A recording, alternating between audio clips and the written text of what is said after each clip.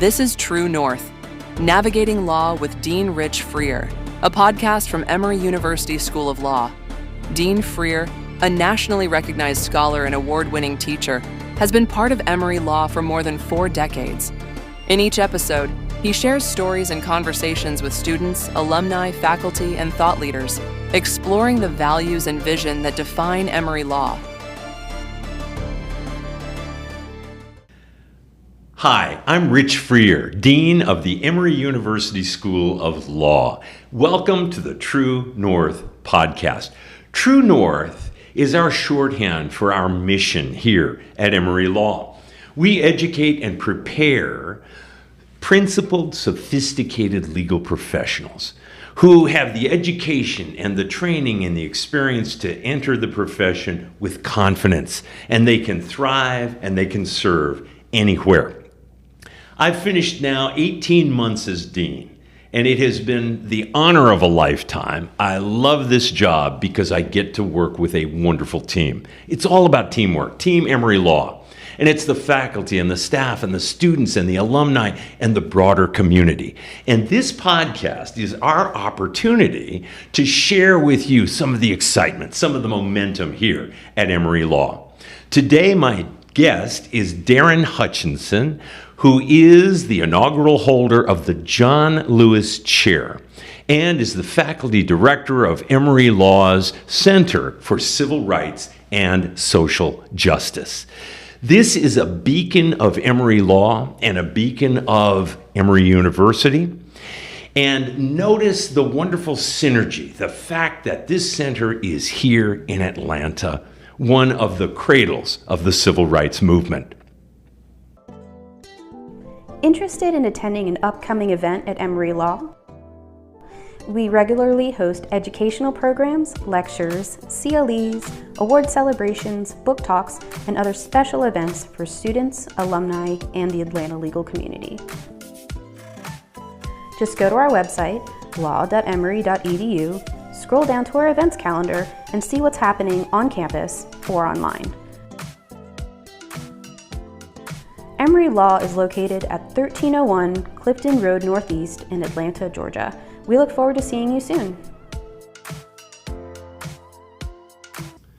Darren Hutchinson, welcome to the True North podcast. It's great to have you here. Thanks for inviting me.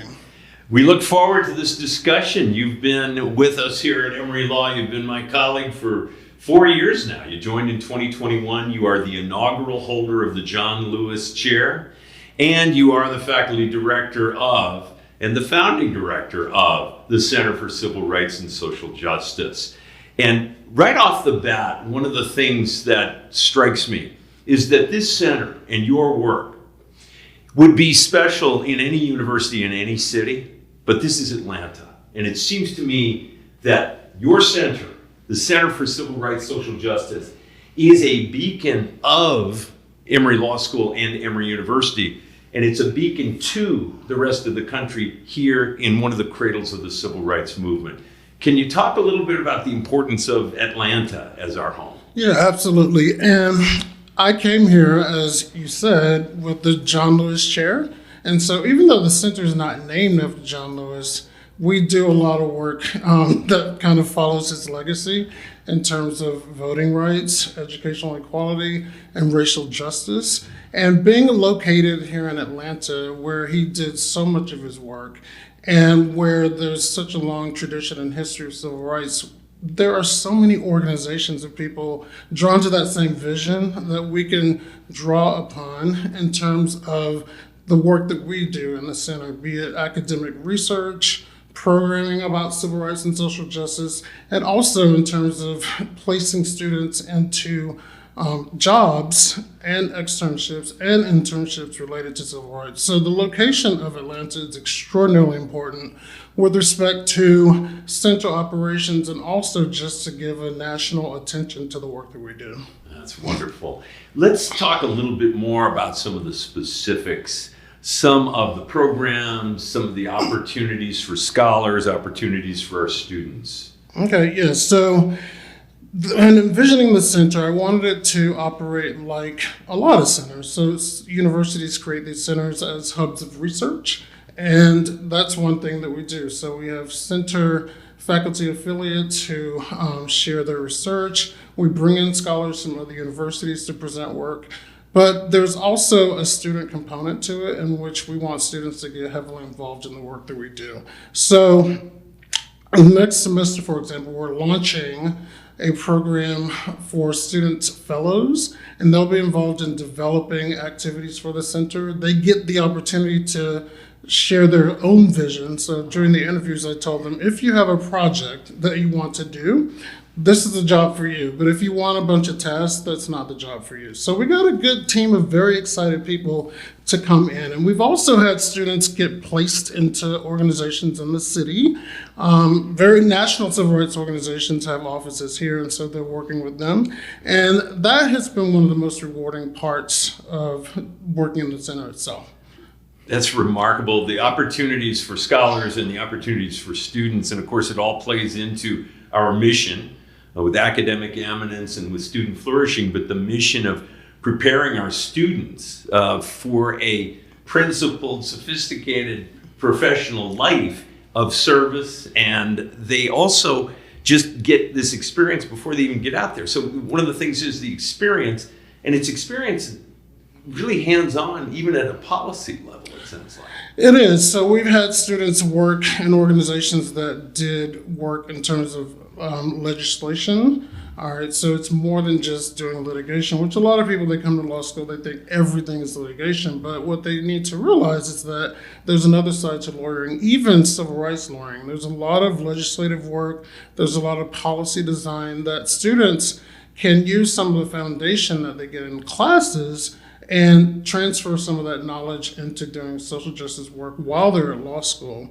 I think the biggest thing is that it opens their eyes. So getting involved in the center, I've had students say, I didn't even know lawyers could do things like that, which is usually for me the best moment. It's like, okay, we opened some eyes to people. Yeah.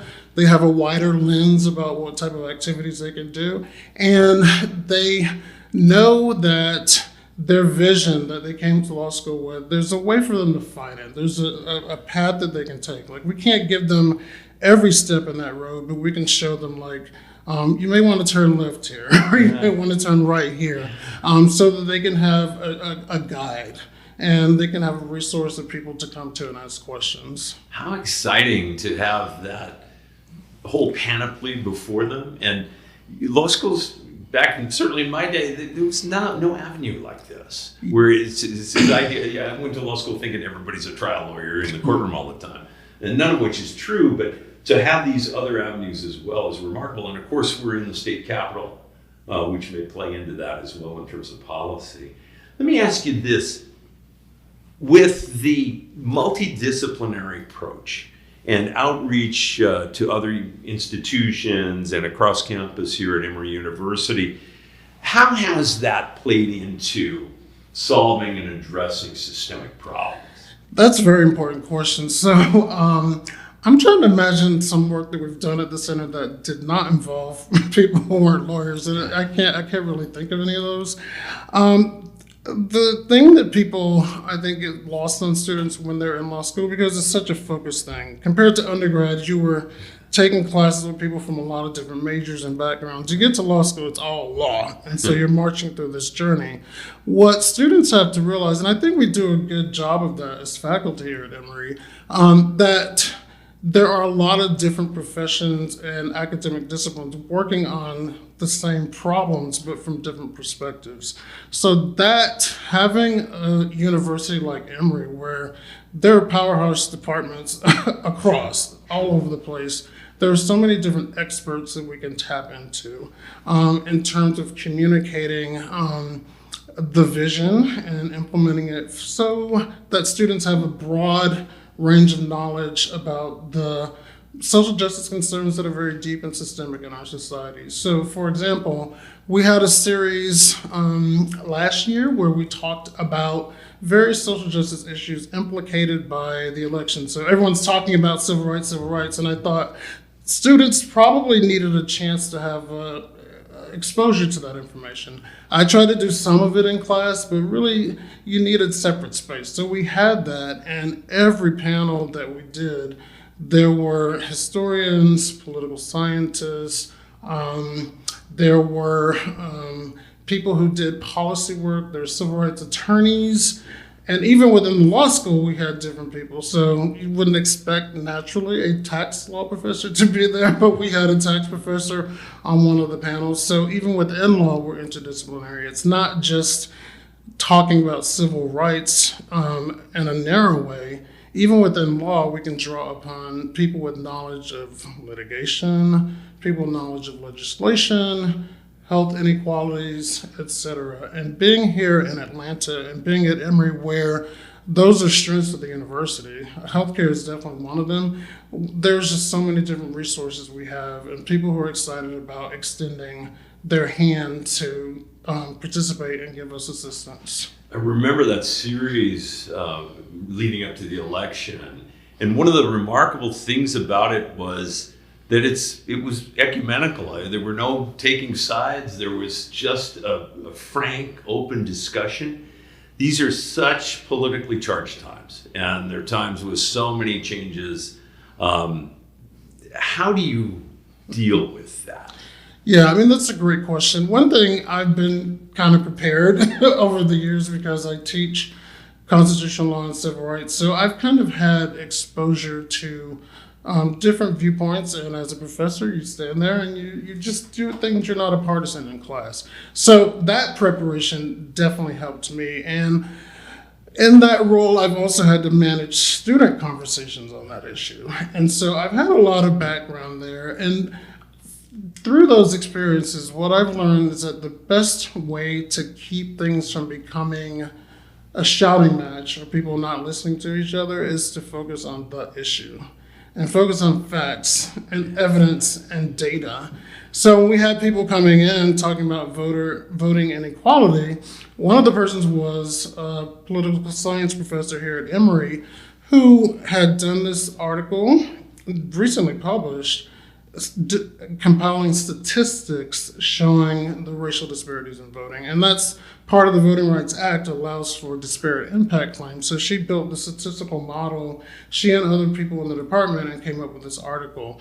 And so focusing on that data, it's one thing to just say, I don't believe inequality exists or I believe it exists. It's another thing when you're saying, here, and she's putting up slides and showing here's what we found when we did this and explaining the statistical methods. It becomes a totally different conversation. You're forced to listen to the data that's there rather than necessarily having a discussion that's grounded on viewpoint. Yeah. Right? Viewpoint is going to be there, but if you can back up your views with data, then you have a stronger argument. And so everyone gets the opportunity to do that. That's great. And it is true. We all bring our biases to the table. And so if you start off with, well, I don't think this is true, or I do think that is true, you just can't get anywhere, right? So grounding it in fact, grounding it in data does allow you to propel forward.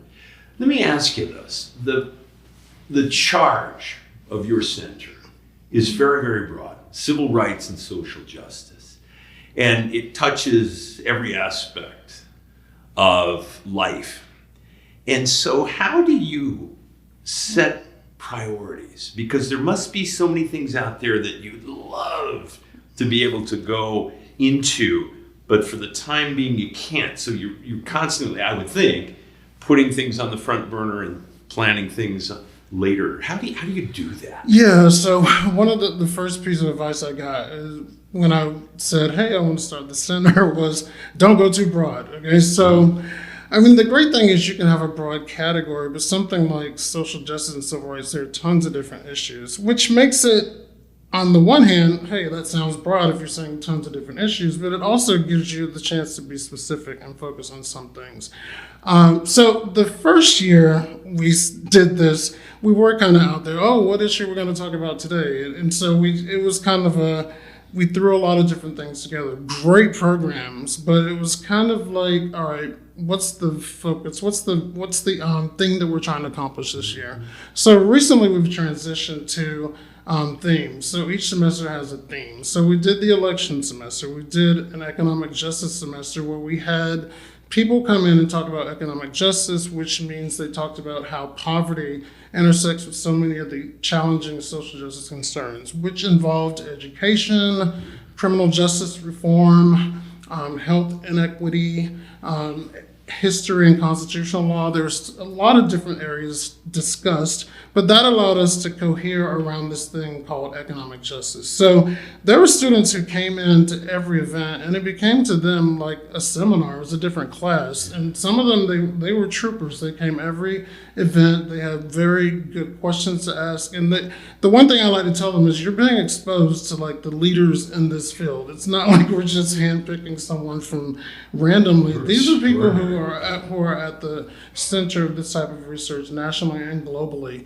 And I think the theme approach really works for us because we can pick from a lot of different social justice areas and concentrate on those. And what I've told people in the past is that these issues themselves are complicated. So even say we were focusing on the environment, it's not just the environment. It's like what happens when the environment is bad and in poor quality. You have health effects.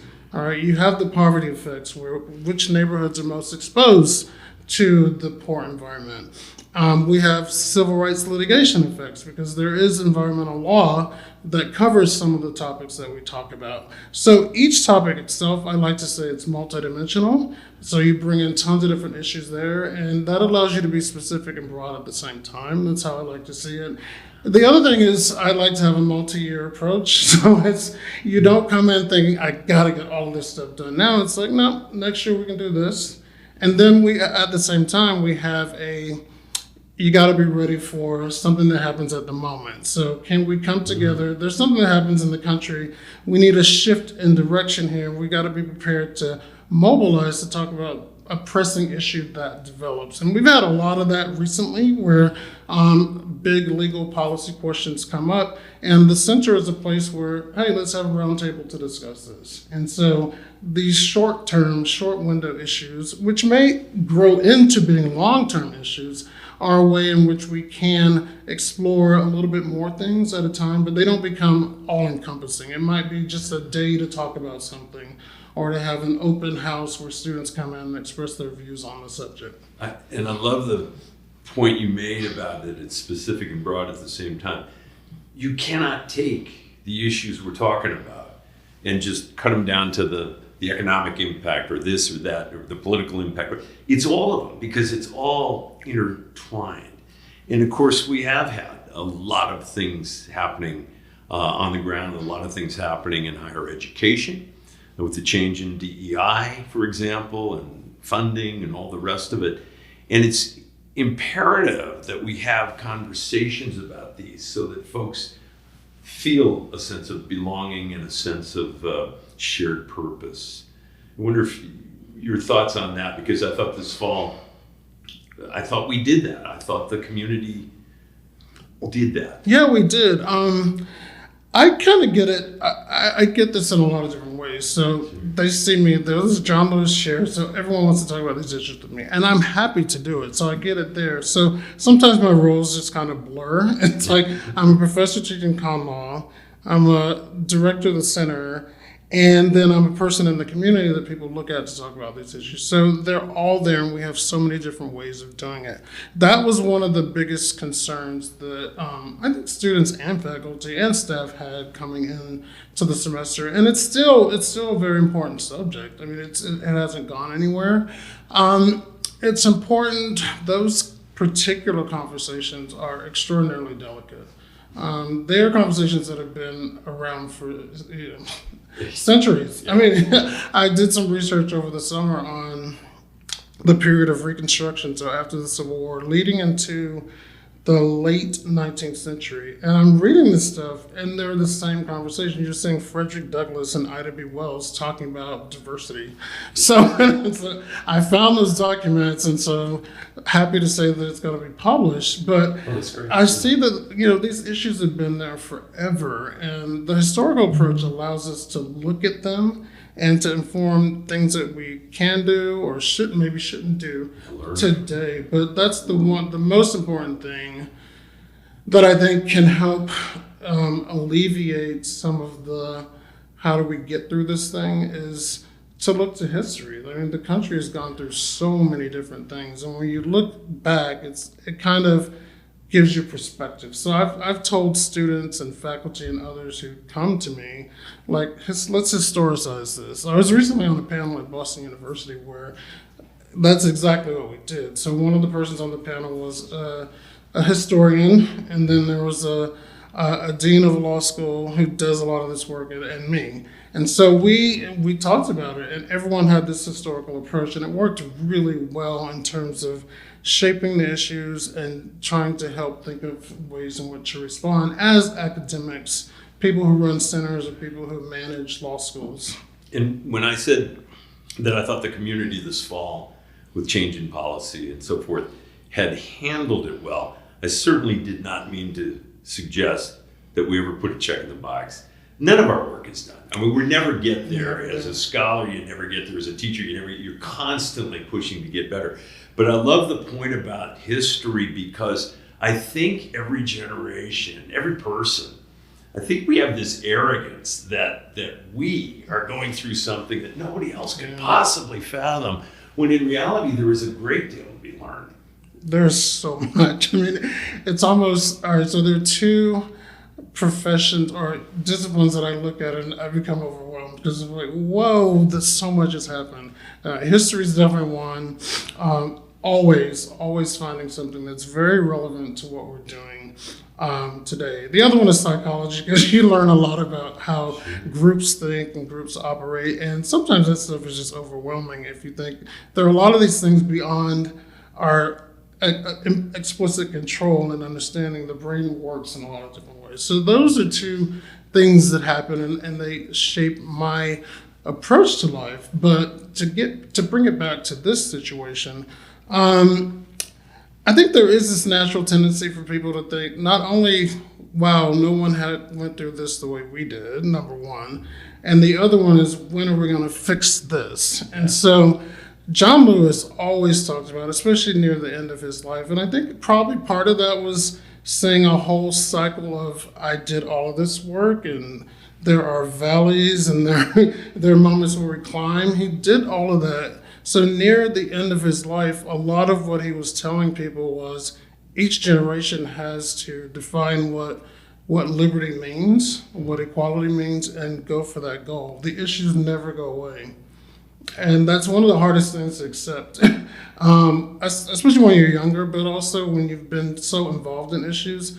But that, to me, it really, it hit home. It's like, okay, these issues don't go away. So I'm not working to, like you said, check the box. I'm working to kind of be in the boxes. That's what you do. You're just there all the time. You don't check it off. You just keep struggling and enduring. And if you can view life that way, and we try to convey that to students through the work of the center, that's the historical approach. If you can view things that way, I think it gives you a lot of perspective on where you are. So it's not this thing that's suddenly being unleashed on you. These are just problems that societies deal with all the time. That's interesting. How has it been here at Emory for you? Oh gosh, it's great. I mean, it's so many different ways to answer that. The first way, I think, has been the interdisciplinary stuff. Law schools became, I would say, the interdisciplinary push in law started in the late 80s, maybe. Mm-hmm. You started hearing that a lot. Then the 90s, you really started hearing it. I taught at a large public university, which had tons of departments, great expertise in all of them. And interdisciplinary work was so important, and I was really happy. When I got to Emory, people would ask me all the time, well, what about Emory? Do law professors work with others? I said, Emory is interdisciplinarity on steroids. And I think part of it is physical, it's not this wide division. So I was on a campus that was sprawling, and just to get from the law school to the Department of History, you're getting an Uber, and because you couldn't drive and park, it just took all of that to collaborate. We do a lot of video conferencing today, so that would have been helpful then. But even at the same time, that space creates barriers. At Emory, it's like before a month went by, I was meeting people all over the place. Like, they were calling and emailing and getting together. And I think the first speaking thing I did here at Emory was for the med school. So there's a department in the med school who wanted to they did a series on racial justice, and they wanted me to lead a workshop, and then they invited me back again. And then the nursing invited me to do stuff. So really my first exposure to Emory came with working with people in other departments immediately. Like, it was just, and it still goes on. And so that's, I think, one of the biggest experiences has been that. Students are also, students have been great everywhere I taught. Students are really smart at Emory, very sharp, and they want to understand the intellectual side of civil rights learning. So I've had places where I've taught where students are more interested in kind of being a civil rights lawyer without really digging into the intellectual foundations. Whereas here, students, they will ask those questions. They want to think about, if we do this policy instead of this one, what's the outcome going to be? And they love to hear the discussions that involve interdisciplinary research. That to me has been very great. The example, the Law Journal is having this big symposium next semester, and they came to me with a list of people, and one of the persons they invited, I mean, she's a sociologist, she's a law professor, very famous for doing research on sociology, social work, law, history. And they say, this is the person we want. Can you help us get her? And I'm like, first of all, I'm just overwhelmed that you guys came up with this name. This is amazing.